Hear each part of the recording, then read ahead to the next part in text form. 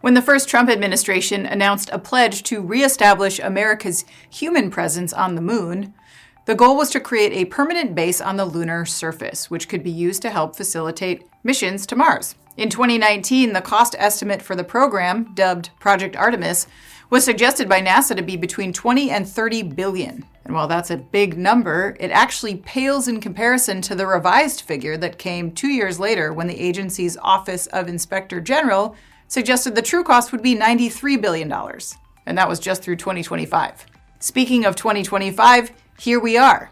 And the updates taking place over the past few weeks don't seem to bode well for Project Artemis. A new report from Bloomberg says the program may be poised for a shakeup, and they're looking at recent comments from Boeing to support that theory. Boeing revealed that it was looking to reduce staffing on its Space Launch System, or SLS team, by 400 in the next few months, which amounts to more than a third of the staff assigned to this effort. They say it's to align with revisions to the Artemis program and cost expectations. And there's a lot to unpack here. From a cost perspective, the SLS rocket alone is expected to cost nearly $24 billion through year end.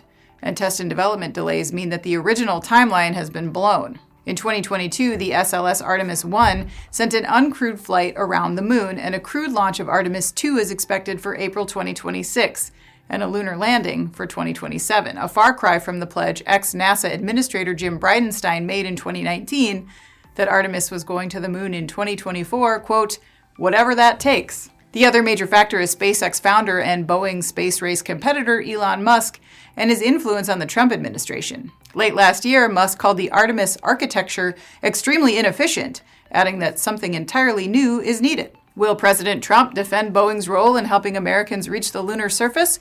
Or has he moved on? Skeptics point to the commander-in-chief's comments during his inauguration speech, where he mentioned planting the stars and stripes on the planet Mars, leaving the moon out of it entirely. I'm Anna Wells, and this is Manufacturing Now.